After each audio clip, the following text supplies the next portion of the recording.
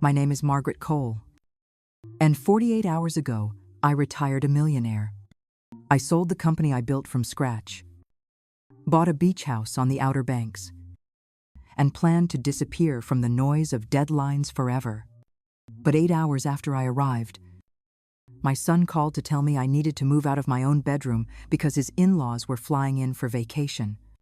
He wasn't asking, he was informing me, as if I were a tenant and he were the landlord.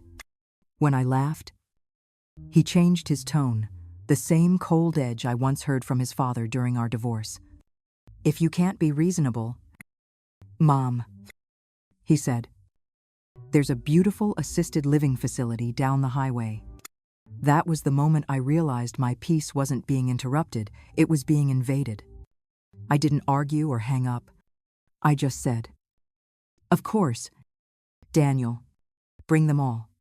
Because sometimes the smartest move isn't to fight back right away, it's to let the enemy unpack first. So while they were planning their beach vacation, I was planning something else entirely.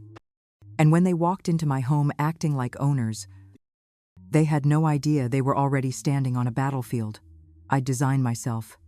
This is the story of how a peaceful retirement turned into the most calculated revenge of my life. They arrived before sunrise. A caravan of SUVs grinding up my driveway like an invasion force.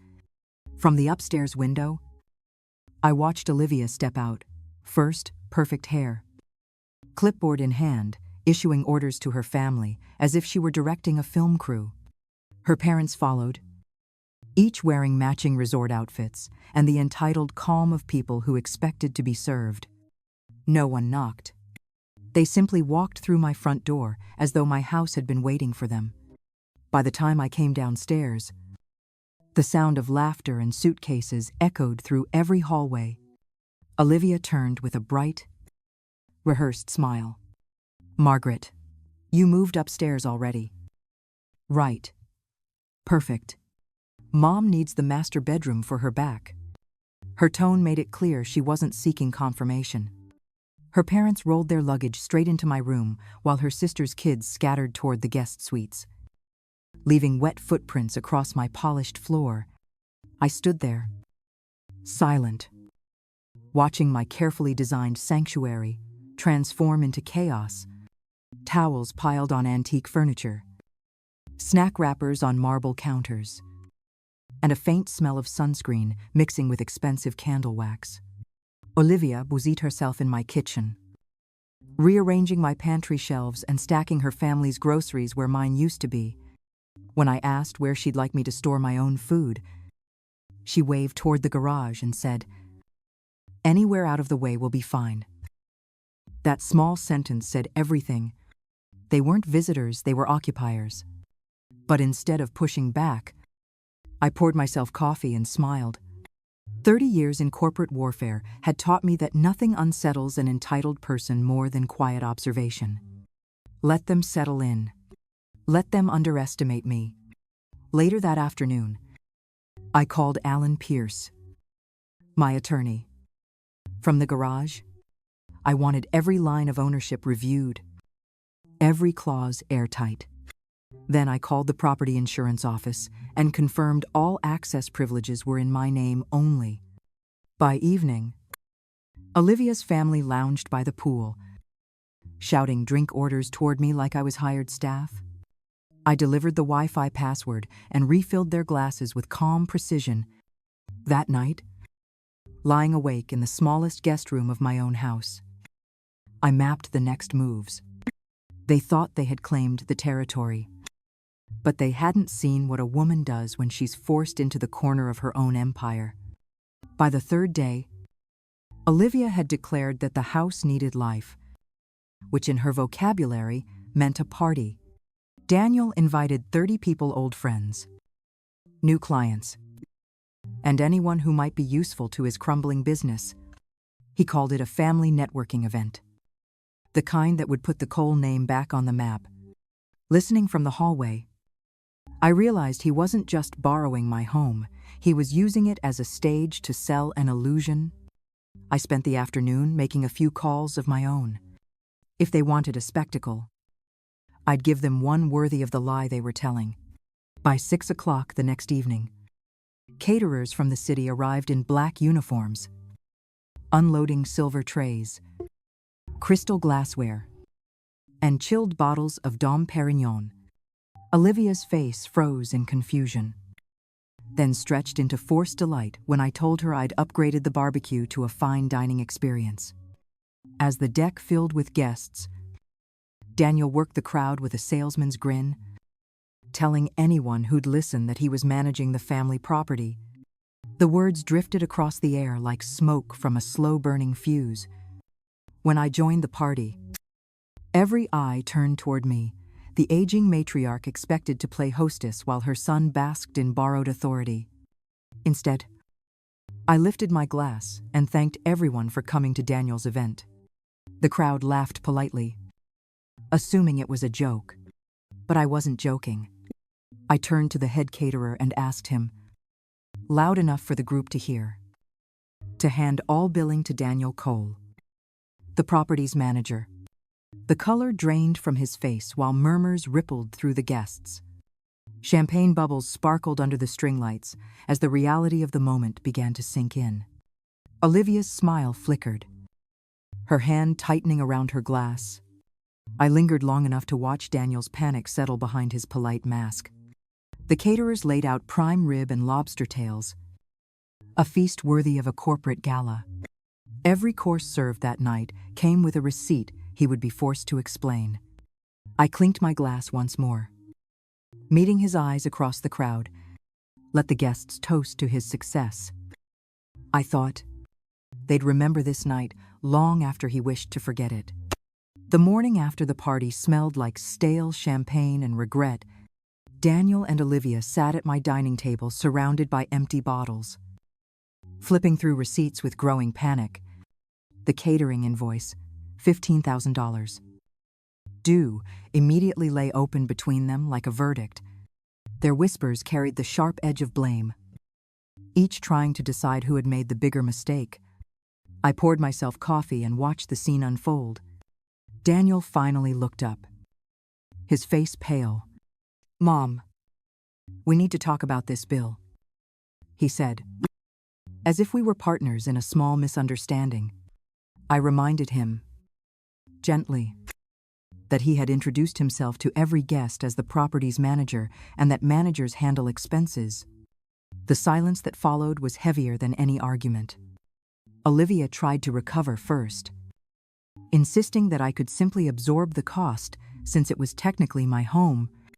Her voice cracked when I placed the invoice directly in front of Daniel and told her, without raising mine, that the caterers would be billing him personally. Just then, the phone rang an agent from a local real estate firm asking to confirm that my representative, Mr. Cole, had listed the property for sale.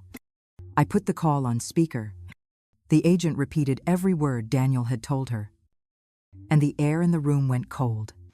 When I ended the call, I didn't raise my voice or make threats. I simply told them to pack their things and leave within 2 hours before I contacted both the police and the realtor to file reports of impersonation. Olivia opened her mouth to argue, but Daniel's silence stopped her. They thought the party had made them powerful. The bill proved who was truly in charge. The silence after their departure was the loudest sound my house had ever held. For the first time in days, I could hear the ocean again. But the calm didn't last long.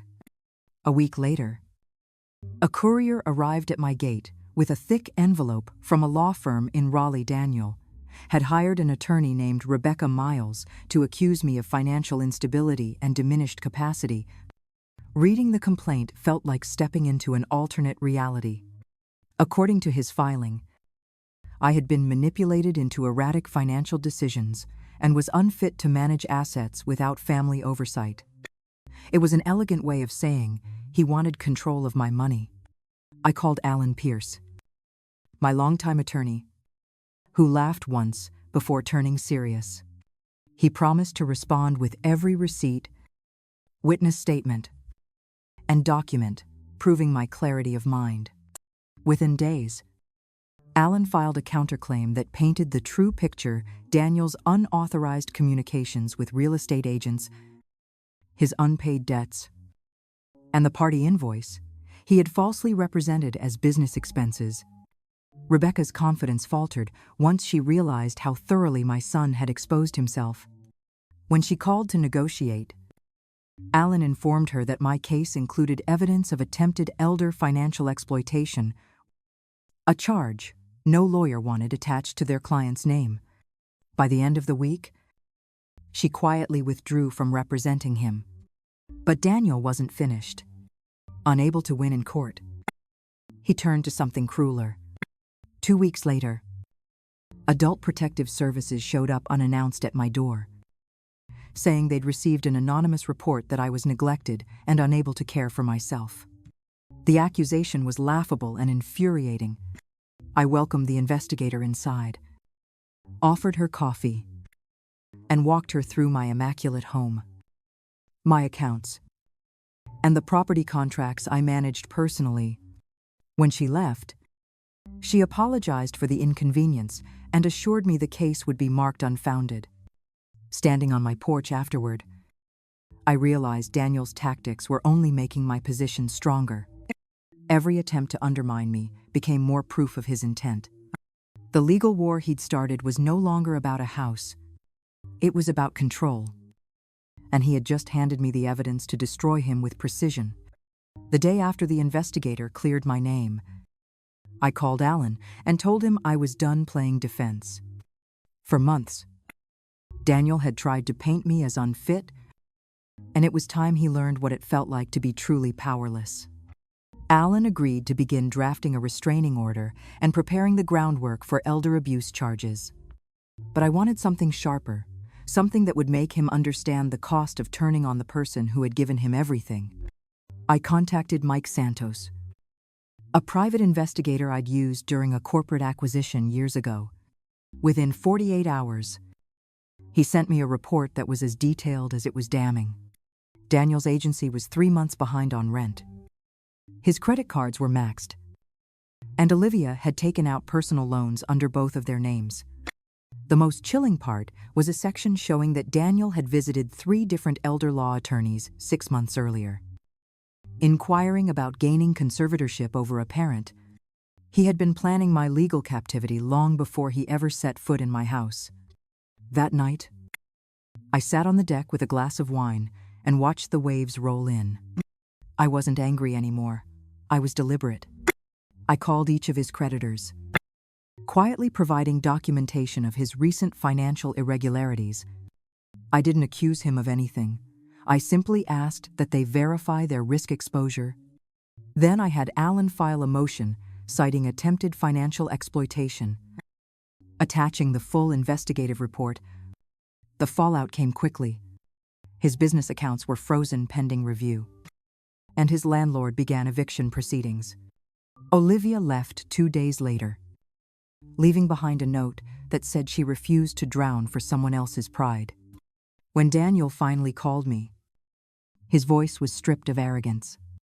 He demanded to know why I'd ruined him. I told him calmly that I hadn't ruined him. I'd documented him. He said I'd gone too far. I told him he should have thought about that before he weaponized my age against me. Sons protect their mothers. Daniel had tried to own his bration.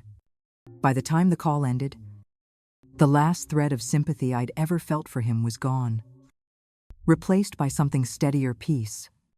6 months later, the beach house was everything I'd dreamed. It would be quiet, profitable, and entirely mine. I converted it into a luxury vacation rental managed by a small firm in Wilmington. Every booking brought new guests who treated the property with respect, and every payment was another reminder that peace can be both emotional and financial. The space that once felt invaded now felt restored. Daniel's final attempt at contact came through his attorney. It was a formal letter, equal parts apology and plea, asking for a chance to rebuild the relationship. I read it once and handed it to Alan without a word. His reply was brief and professional: Ms. Cole wishes you well in your life. as she continues living hers. That was the only closure either of us would get. Sometimes I sit on the deck at sunrise, coffee in hand, and think about how close I came to losing everything I built. It's strange how quickly love can turn into entitlement when money enters the equation. But I've learned that boundaries aren't walls, they're doors you choose who to open for. I've locked mine carefully. The ocean doesn't ask for forgiveness, it just keeps moving. So do I. My son lost his inheritance, his reputation, and his illusion of control. I kept what mattered: my freedom, my name, and my peace. And at this stage in life, that's the kind of wealth no one can steal. Thank you for watching until the very end. If this story spoke to you, please subscribe so you never miss what comes next. And if you carry a story of your own, I invite you to share it in the comments. Your voice matters here. Always.